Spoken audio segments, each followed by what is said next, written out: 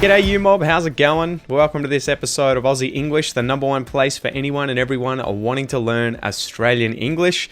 Today is going to be an awesome episode. I harassed my friend Milene Sales to come back on the podcast for a second time. Man, that's how long the podcast's been around. We're getting guests who've come back 2, 3, or even 78 times like my dad in the Goss episodes. Anyway, I got Milene to come back. She was on episode 637, where we talked about how she had come from Brazil to Australia and become an English teacher here in Australia. That was her full-time job and her career. Now, Milene is an absolute machine. She is incredibly productive with her time. She has been a full-time English teacher. She was a Zumba instructor. She was a bodybuilder, or is a bodybuilder as well. So she wears many different hats. She is a woman of many talents. I wanted to get her on the podcast today to hear about how she is upskilling and changing careers as a result of COVID. So this is much more a sort of interview about a migrant who's moved to Australia, built a life in Australia, and has had to adapt to Australia and has had to adapt here as a result of COVID and change career paths. And you'll hear more about how she's had to change as a result of being an English teacher. And you'll hear more about how she's had to change from being an English teacher into where she's going in this episode. Lastly, we also talk about how to really take your English to the next level. When you get to that intermediate, sort of lower advanced stages, you've just reached basic fluency, you can function in the country, but you start realizing that it's harder and harder for you to keep improving. Milene and I have a very long discussion here at the end about what you can do to push through that intermediate plateau and just keep getting better and better as time progresses. In today's episode, we're going to be talking about how Milene has adapted her career as a result of COVID in Australia. She hasn't been able to just keep doing the same thing, which was being an English teacher for obvious reasons. Many fewer students coming into Australia currently, so she's had to change things up. Let's find out more about that. Smack the bird and let's get into it.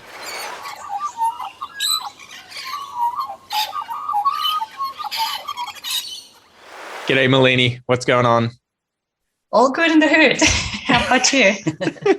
Chugging along. Man, so I wanted to get you back on. I sent you a message the other day and was like, Milene, your episode is one of the most popular that's ever been on the podcast. I need to get you back on here.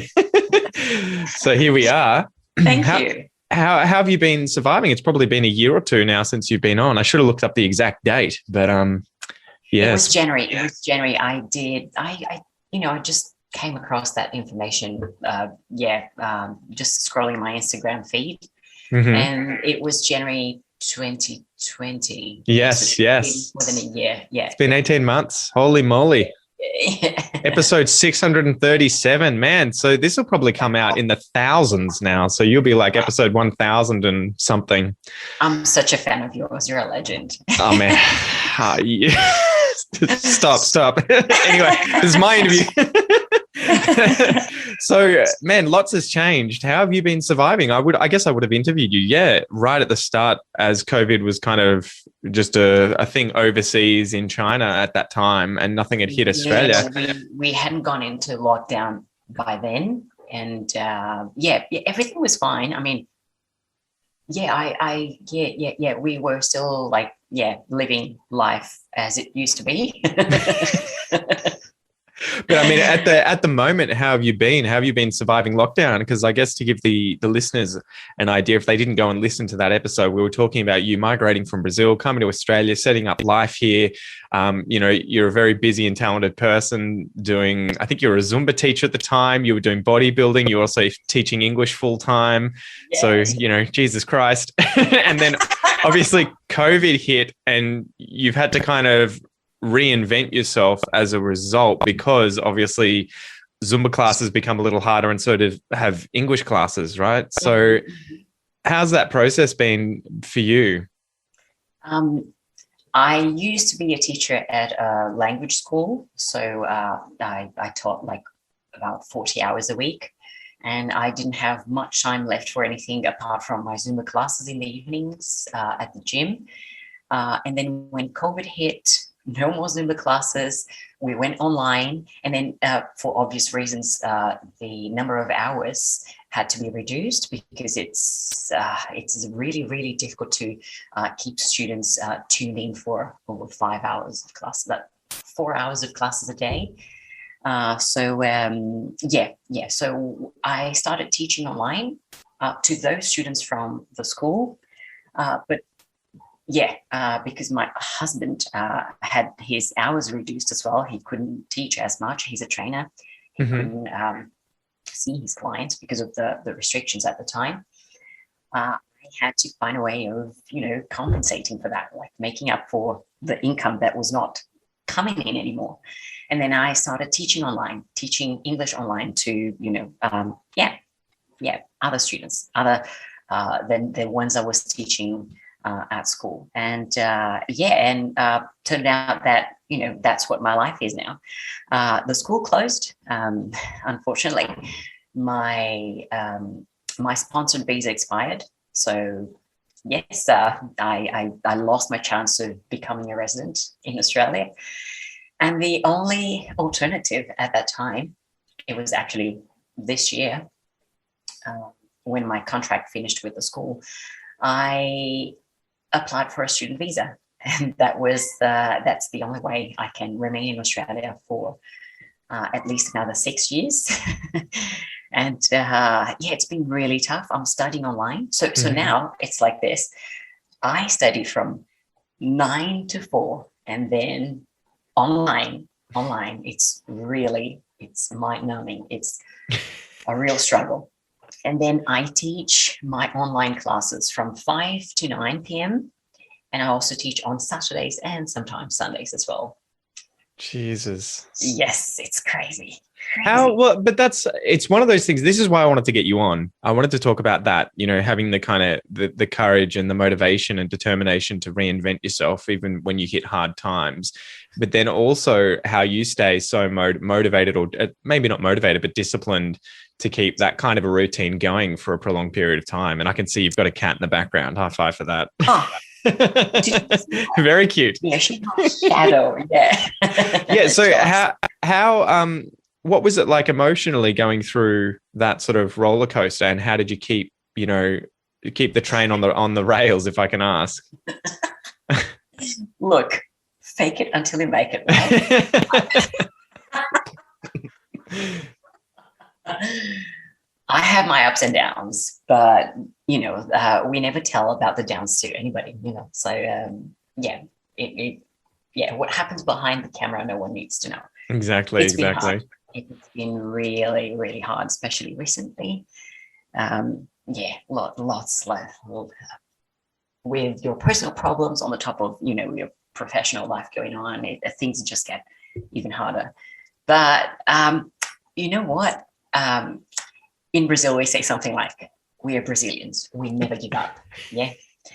And the thing is, we don't actually have an alternative. Yeah. Like, I can't possibly give up. And that's what keeps me going. So you just don't give yourself the alternative of, we can throw in the towel and I can just go back to Brazil or whatever. You just consider things as, well, there's no other option but find a way to get enough money to put food on the table and keep moving forward. Yeah. And actually before this talk with you, I was putting makeup on and, getting all pumped and, ready for this chat with you. So was I. As you can tell. Don't need much.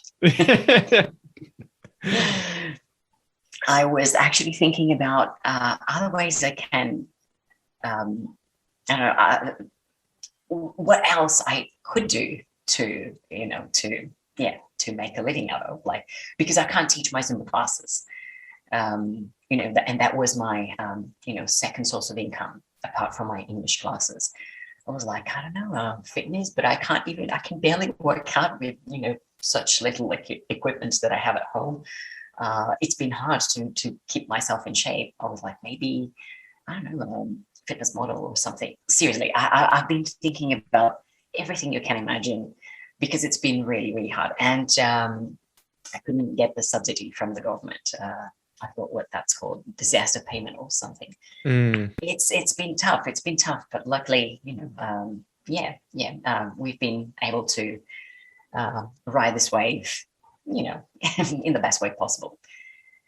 Yeah, Yeah. definitely. So, Because look, I am not the only one. I mhm. think there are, other foreigners, Brazilians, Colombians, and students in general who are in, as much difficulty as I am now. I'm not even in difficulty, to be honest. It's been hard, but I'd say more mentally to me, Yep. rather than financially. And Yeah. I know that there are students uh, who are in much worse situation than me, and I feel for them, and I totally sympathize. Yeah, it is brutal, isn't it? And especially with all of the lockdowns here, at least in Victoria. I know you're going through one currently in Sydney. But I think now we're past 210, 220 days of being in lockdown for the last year and a half. And it's just like, you don't realize, for me at least, I was thinking for so long, it's fine. It's fine. But only in the last, one or two lockdowns, I think we're up to like number 7 now.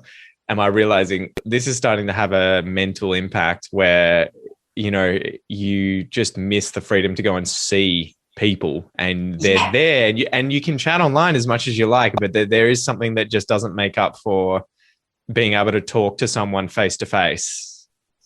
Yeah, that's it. right, Touching yeah, them. Yeah. touching people, like especially being Brazilian, like we touch people, we hug, we kiss, like it's oh my god, it's really depressing, to say the least. It's yeah, it's yeah, not How have fun. you found that? Do you think you've been suffering more through at least this lockdown than if you were to have a neighbor who was Australian, Milene, because of those cultural differences? Do you think that Brazilian culture where you are, probably objectively a lot more physical with just friends and family and everything, do you think that Brazilians are having a harder time with this as a result in lockdown? Yeah, I guess so. You know, um, if you can't see the people you love, like the people you're close to, of course, the people we love the most are in Brazil, in our case. But if you can't even like see your friends, I do have friends here. My Zumba clique, they're all like from all walks of life. There are Australians. What else? There are people from Holland, South Africa. Like it's a very mixed crowd, and we're very close knit. We used to be. We are still a close knit community, but we can't see each other because I'm in Mosman and they're in DY, and we are further than 5 kilometers away from each other. And like it's devastating. It's heartbreaking. Yeah. So, how did you end up choosing what you were going to study? And was the process of signing up for study really easy? Was it difficult? No, that was really easy because I hold a degree in primary education, um, and, uh, and primary education is on the list for the skilled occupations list, and it would just make sense to just do the same as I did in Brazil again here.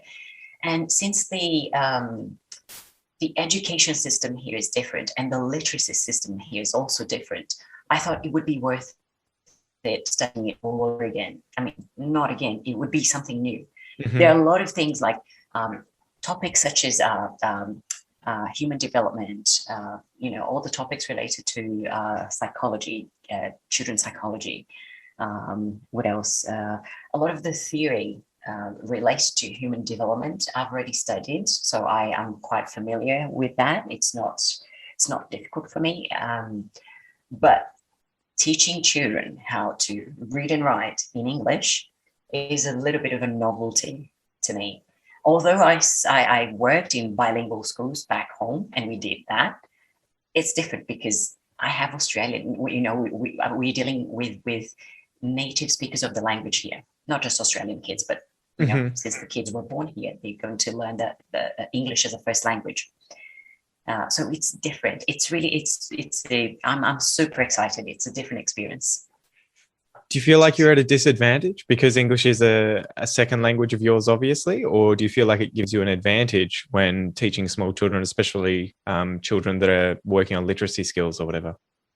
I think I actually have some kind of advantage over, some other educators, because we receive children from a very diverse background, and being able to speak. I may have Brazilian children in the service I'll be working at, hopefully, and then I think it's another way of connecting with children. I don't know, it may feel like home, speaking in Portuguese to that child if they need something, because it's the language their mother and their father probably speak at home. Yeah.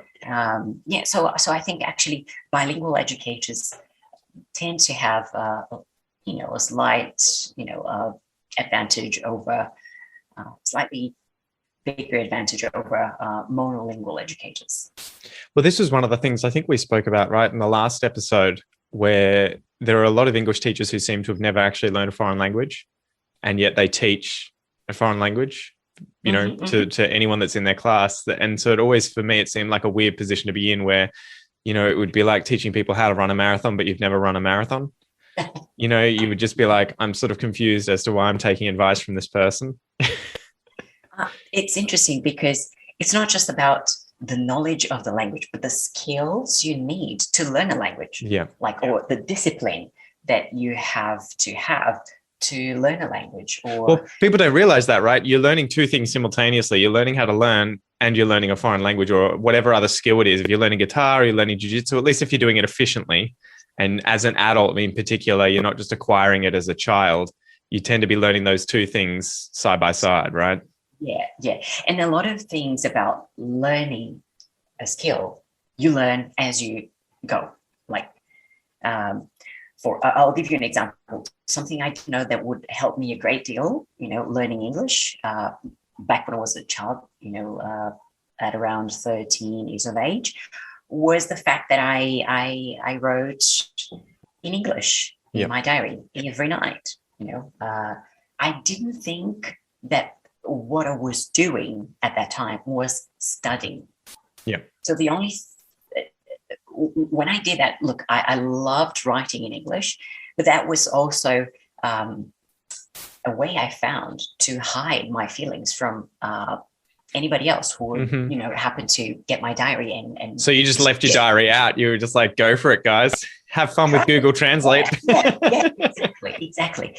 Now, in hindsight, I noticed that that was the best thing I could do for myself, because I remember having to look words up to write about what happened in my day, and struggling to construct a sentence. Let's say, for example, in the third conditional, I didn't even have this knowledge of grammar, but I wanted to write more complex sentences to try and express my feelings.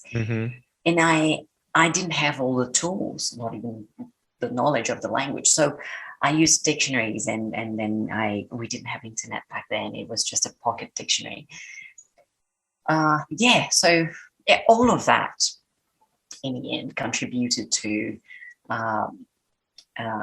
my excellent writing skills. Nowadays, I do have great writing skills, and I think that comparing what I do at school now, for example, as you know, I'm studying. We were talking about that. We compare what we do in class, and sometimes I notice that my writing happens to be a little bit better than I'm like, yeah. Also, yeah. I know I'm not wishing to blow my own trumpet. Hold on, it's just that. Man, you've earned it. Go for it. Feel free to toot away. Toot. I think it benefited me in a way that I couldn't even imagine. I couldn't, yeah. But we forget that though so often, right? I remember going through high school and sucking shit at writing, being so horrible. And it, you're a 17-year-old boy, and you would look at someone, if I was learning another language. Well, okay, Portuguese. I go to Brazil and I see a 17-year-old Brazilian at school. I'm going to think, put them on a pedestal and be like, oh my God, I am not worthy. This person must be so good in their native language. And you forget that the average person, unless they've specifically worked on a skill past a certain age or point at development, then they're not going to be very good at it. If you come across an Australian, or for a certain length, length, that's important too. Not just the age, but like how intensively and how long you've done that for also matters.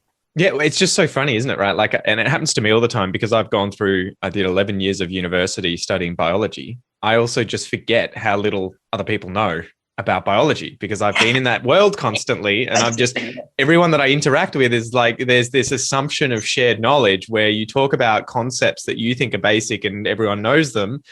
And then you go out and chat with the average person and you're like, this person has no idea what the hell I'm talking about, and they're not dumb, but they've just never pursued that area at all, right? And so it's the same sort of thing. You shouldn't expect to be good at any skill, whether it's writing or, in English, if you haven't applied yourself and really tried to work at it. And it's the same. I keep trying to write write content for Aussie English and, format it as an essay. And it even takes me a lot of effort and reviewing it and, getting other people to read it and be like, this sucks or this is good, do more of this. So it's a process that continues. What advice would you have though for people listening to this podcast? Because this is a question I get all the time and I'm probably nowhere near as qualified as you to answer. Do you need a pause? You mentioned a keyword. It's a process. Yeah. But the question I was going to ask was about writing specifically. What kind of advice would you have for people asking about how do I improve my writing skills? Because my default is always like, do more of it. But that's one of the things they have to do. Yeah. I mean, when it comes to English, well, it depends on what kind of writing you were talking about. Are you talking about some kind of more informal writing, such as blogs, magazine articles, or are we talking about essays, academic English, which is more, more of my thing. Yep. Well, you have to read academic articles. You have to read more of that. You have to read people who write, about those things you are going to have to write about or you intend to write about. So that's very important. And then expanding your vocabulary. So by reading, you'll be expanding your vocabulary, and you'll see you get in contact with more advanced grammar structures. Polishing up your grammar is as important as, vocabulary, because if you repeat the same grammar structures throughout a text, it gets very monotonous. Mm-hmm. And you may not be able to express complex ideas. I remember getting that sort of smack on the knuckles when I was at school, not literally, figuratively, but they would be like, Pete, you've said however like 20 times, like look up some freaking synonyms. And you're like, oh yeah, okay. However, but it is so funny how much when you do something like output like that, right? Like if you're something I've been doing recently is there's a channel on YouTube called Matt versus Japan. And he is a very, very smart, astute learner of languages, specifically Japanese. And he has an exercise where he gets you to just get your camera out and speak to yourself for 5 minutes in your foreign language without having thought about what you're going to talk about. There's no rehearsing or planning it. And it really lays bare your issues and your problems. I forgot where I was sort of going with this point, but I think it's the more I've done that, the more the problems that I need to fix have been made bare. The repetition of certain structures have been shown to myself where I'm like, ooh, I say that all the time, or ooh, I have this fossilized pronunciation mistake or grammatical error that I'm doing all the time. And I think it's the same probably with writing. The more you do, you're going to be like, oh, I'm always saying however all the time. So I need to try and find other ways of doing the same thing to kind of expand use different colors whilst painting, right? To just broaden it out. Mm-hmm, mm-hmm. I think the process is kind of similar when it comes to writing and speaking, because we call them productive skills. So it's you producing language. And so you need to try, doing the same thing over and over again to see how much you've improved, after, some time, so you can have some kind of you can measure your progress. I was teaching a class this week, an IELTS class, and I was helping a student with an essay. And she had written just one essay, and overnight she expected to have improved, writing her second essay. Yep. And look, in 4 classes, you're not going to improve your writing a great deal. It's a process, yeah. And not to mention that when it comes to exams, writing for exams, you don't know what to expect. You may be asked to write about sustainability, social issues. You have to be ready for anything. Yeah. So that's another thing as well. So you need to have a little bit of knowledge, like minimal general knowledge on the topic you're going to write about. And then what I did was we did a makeover to her writing together. So what I try to do with students when we do this writing makeover together is to draw their attention to things like, say again. You there? Sorry, it may be my internet. It may not be you. Just let me test it quickly because it goes up and down. Sorry. I love that afterwards. Okay. It's like, your internet connection is unstable. And you're like, you reckon? Yeah, sorry. My internet's gone to trash. I hadn't noticed that. Yeah, sorry. What were you saying? Please continue. Yeah, so when we go through a piece of writing with a student and we draw their attention to things that sometimes they won't notice because they don't even know what's important and what's not. Yeah. So yeah, we tell them things like, be careful with the repetition of words. Try to find a synonym, or maybe if you restructure your sentence in this way, it's going to sound more logical. It's easier to understand. It's easier to follow. And then doing that over and over again will help you, come to grips with the writing process. Like it is a skill. You will develop that skill. Like, what do I need to be more cohesive? What does this writing need to be more advanced, for example?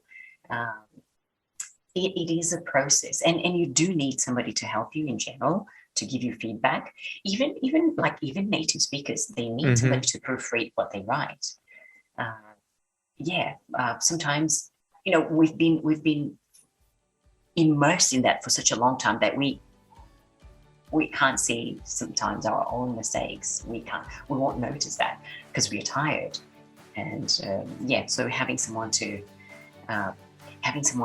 read what you wrote and giving you honest feedback is the best way to improve. And same with speaking.